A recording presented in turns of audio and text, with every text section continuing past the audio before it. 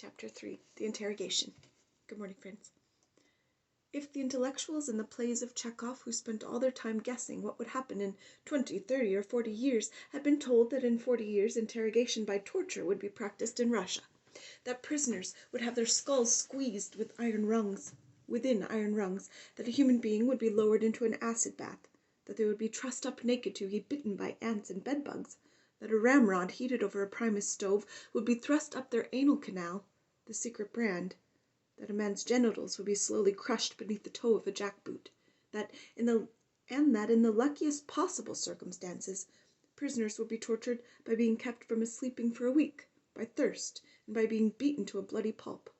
Not one of Chekhov's plays would have gotten to its end because all the heroes would have gone off to insane asylums. Yes, not only Chekhov's heroes, but what normal Russian at the beginning of the century, including any member of the Russian Social Democratic Workers' Party, could have believed, would have tolerated, such a slander against the bright future.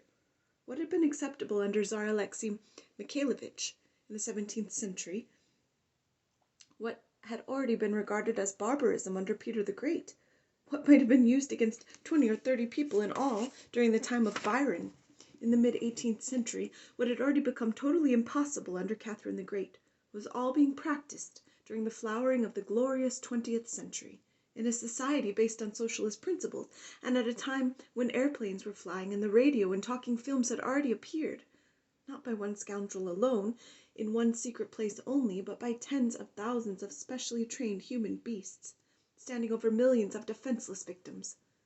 Was it only that explosion of atavism which is now evasively called the cult of personality that was so horrible? Or was it even more horrible that during those same years, in 1937 itself, we celebrated Pushkin's centennial, and that we shamelessly continued to stage those self-same Chekhov plays, even though the answers to them had already come in? Is it not still more dreadful that we are now being told 30 years later, don't talk about it? If we start to recall the sufferings of millions, we are told that it will distort the historical perspective. If we doggedly seek out the essence of our morality, we are told it will darken our material progress. Let's think rather about the blast furnaces, the rolling mills that were built, the canals that were dug. No, better not talk about the canals. Then maybe about the gold of the Kolyma? No, maybe we ought not talk about that either. Well, we can talk about anything, so long as we do it adroitly, so long as we glorify it. Is it really hard to see why we condemn the Inquisition? Wasn't it true that beside the autos de fe, magnificent services were offered the Almighty? Is it hard to see why we are so down on serfdom? After all, no one forbade the peasants to work every day, and they could sing carols at Christmas too. And for Trinity days, the girls wove wreaths. The exceptional character which written in oral legend nowadays assigned to the year 1937 is seen in the creation of fabricated charges and tortures. But this is untrue, wrong. Throughout the years and decades, interrogations under Article 58 were almost never undertaken to elicit the truth, but were simply an exercise in an inevitably filthy procedure.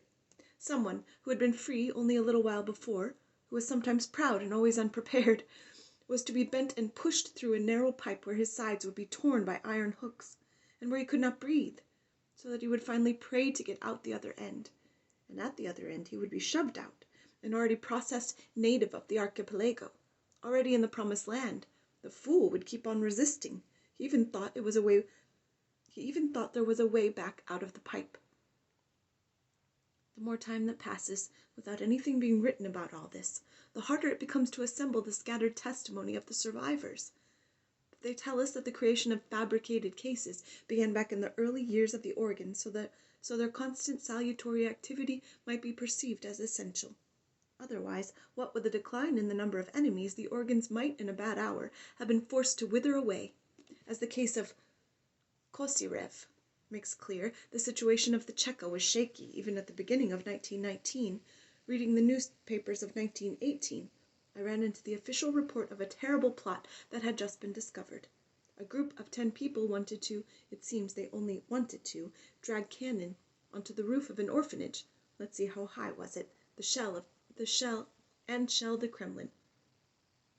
There were 10 of them, including perhaps women and youngsters, and it was not reported how many cannon there were to be.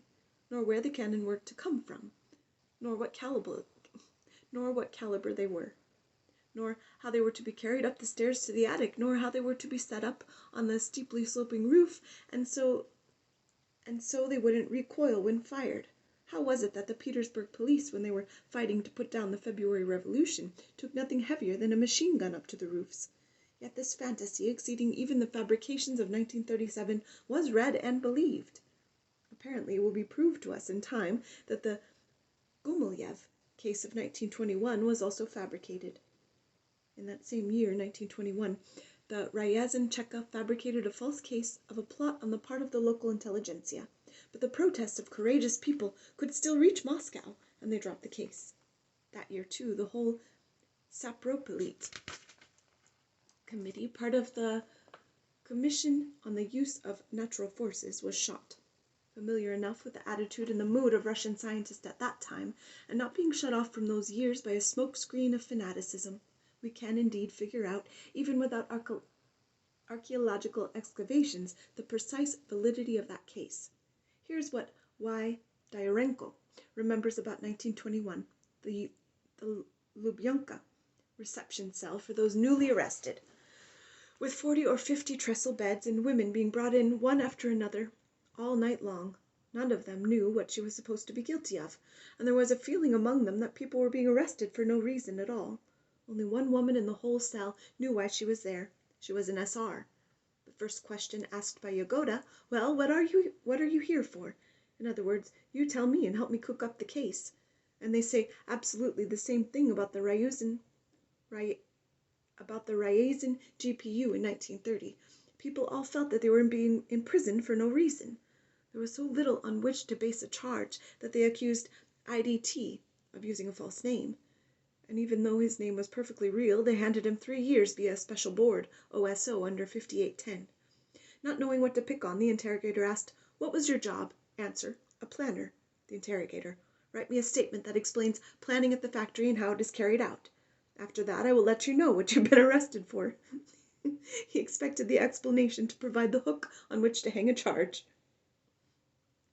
Here is the way it went in the case of Kovno Fortress in 1912. Since the fortress served no useful military purpose, it was decided to eliminate it. At one point, the fortress command, thoroughly alarmed, arranged a night attack simply to prove its usefulness in order to stay where they were.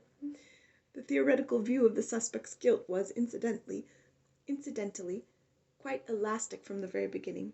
In his instructions on the use of Red Terror, the Chekist M.I. Latsis wrote, "In the interrogation, do not seek evidence and proof that the person accused acted in word or deed against Soviet power. The first question should be, what is his class? What is his origin? What is his education and upbringing? There is your Sapropelite Committee for you. These are the questions which must determine the fate of the accused." On November 13, 1920, Zurinsky reported in a letter to the Cheka that slanderous declarations are often given the green light in the Cheka. After so many decades, have they not taught us that people do not return from there? Except for the simple, brief, intentional reverse wave of 1939, one hears only the rarest, isolated stories of someone being turned loose as the result of an interrogation, and in such cases the person was either imprisoned soon again, or else he was let out so he could be kept under surveillance. That is how the tradition arose that the organs do not make mistakes. Then what about those who were innocent? In his Dictionary of Definitions, Dahl makes the following distinction. An inquiry is distinguished from an investigation by the fact that it is carried out to determine whether there is a basis for proceeding to an investigation. On sacred simplicity, the organs have never heard of such a thing as an inquiry. Lists of names prepared up above, or an initial suspicion or a denunciation by an informer, or any anonymous denunciation, were all that was needed to bring about the arrest of the suspect, followed by the inevitable formal charge. The time allotted for investigation was not used to unravel the crime, but, in 95 cases out of 100, to exhaust, wear down, weaken, and render helpless the defendant, so that he would want it to end at any cost. As long ago as 1919, the chief method used by the interrogator was a revolver on the desk. That is how they investigated not only political but also ordinary misdemeanors and violations. At the trial of the Main Fuels Committee, 1921, they accused Makrovskaya,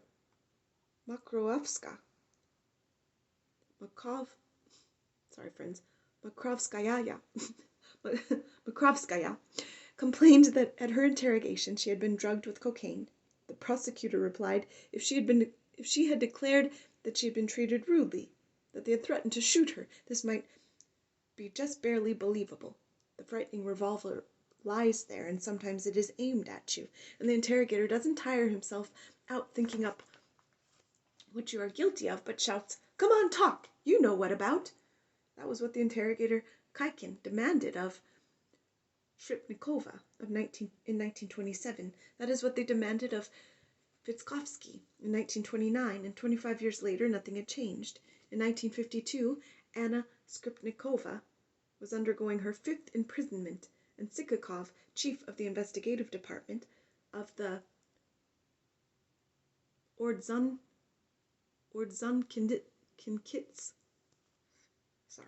Chief State Security Administration said to her, "The prison doctor reports you have a blood pressure of 240/120. That's too low, you bitch. We're going to drive it up to 340, so you'll kick the bucket, you viper. And with no black and blue marks, no beatings, no broken bones, we'll just not let you sleep." She was in her 50s at the time, and if, back in her cell, after a night spent in interrogation, she closed her eyes during the day, the jailer broke in and shouted, "Open your eyes, or I'll haul you off that cot by the legs and tie you to the wall, standing up." As early as 1921, interrogations usually took place at night. At that time, too, they shone automobile lights in the prisoner's face, the Ryazancheka Stelmach, and at the Lubyanka. In 1926, according to the testimony of Berta Gandel, they made use of the hot air heating system to fill the cell first with icy cold and then with stinking hot air. And there was an airtight cork-lined cell in which there was no ventilation, and they cooked the prisoners. The poet Klayeyev was apparently confined in such a cell, in Berta Gandel also.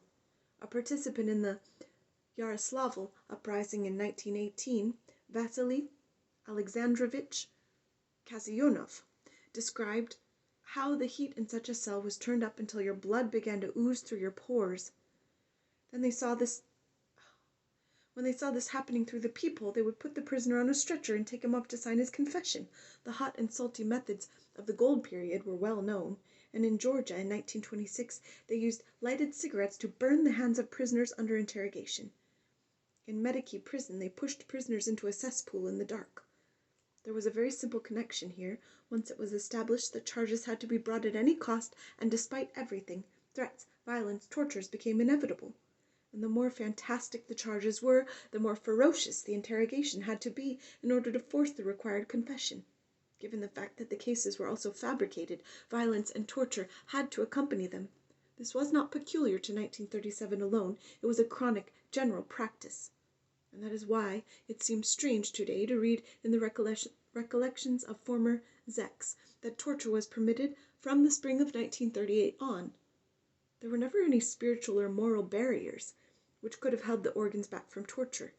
In the early post-war years, in the Cheka Weekly, the Red Sword, and the Red Terror, the admissibility of torture from a Marxist point of view was openly debated. Judging by the subsequent course of events, the answer deduced was positive, though not universally so. It is more accurate to say that if before 1938 some kind of formal documentation was required as a preliminary to torture, as well as specific permission for each case under investigation, even though such permission was easy to obtain, then in the years 1937 and 38, in view of the extraordinary situation prevailing, the specified millions of admissions to the Archipelago had to be ground through the apparatus of individual interrogation in specified limited periods, something which had simply not happened in the mass waves of kulaks and nationalities. Interrogators were allowed to use violence and torture in an unlimited basis, at their own discretion, and in accordance with the demands of their work quotas and at the amount of time they were given.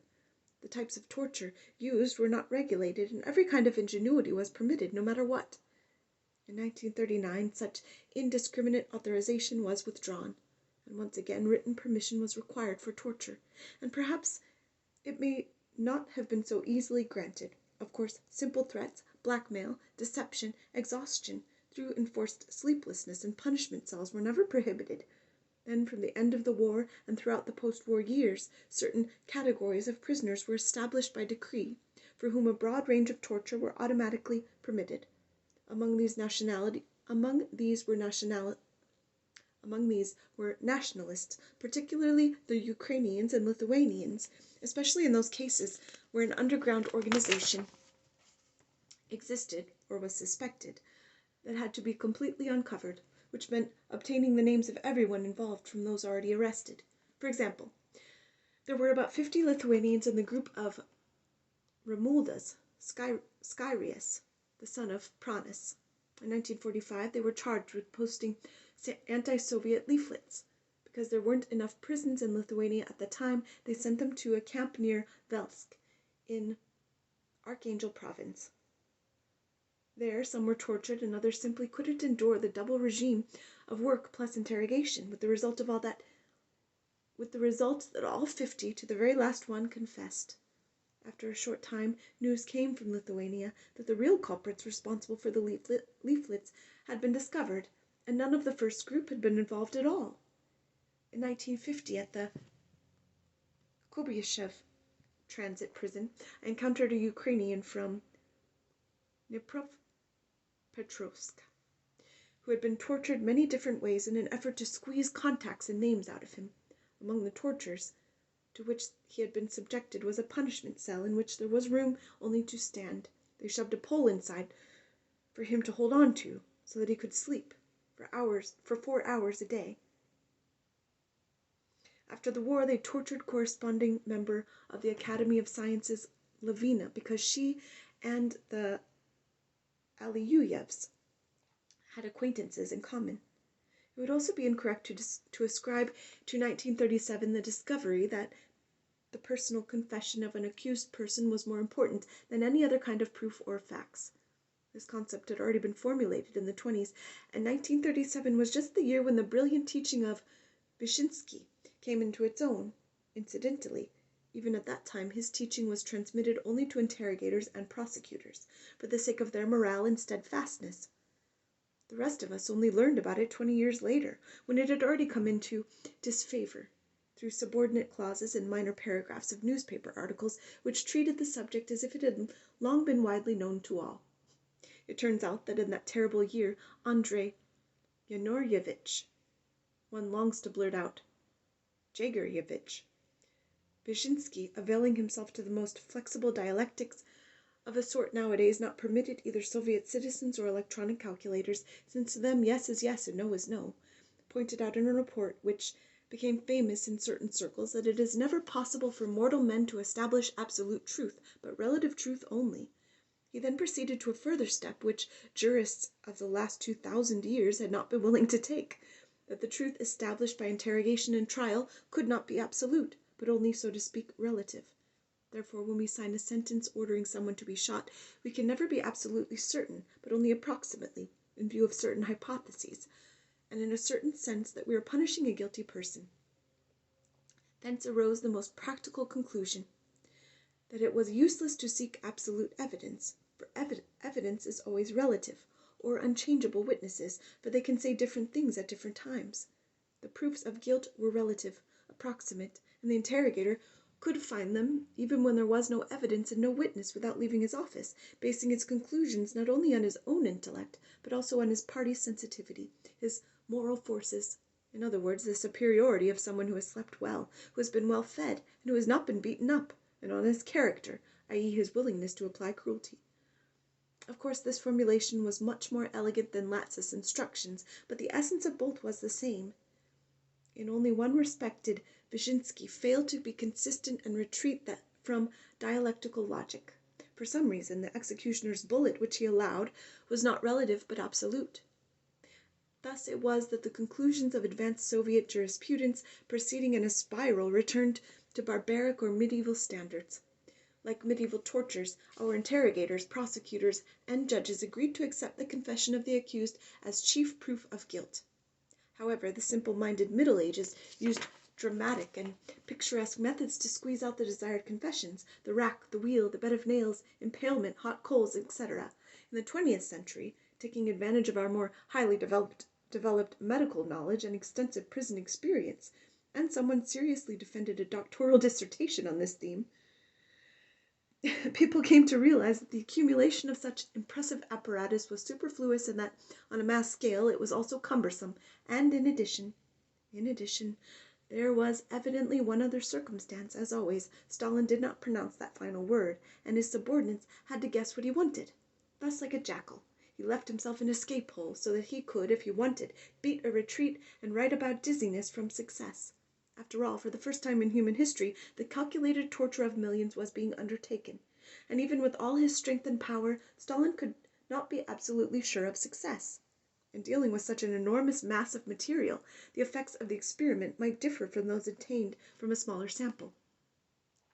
An unforeseen explosion might take place, a slippage in a geological fault, or even worldwide disclosure. In any case, Stalin had to remain innocent, his sacred vestments angelically pure.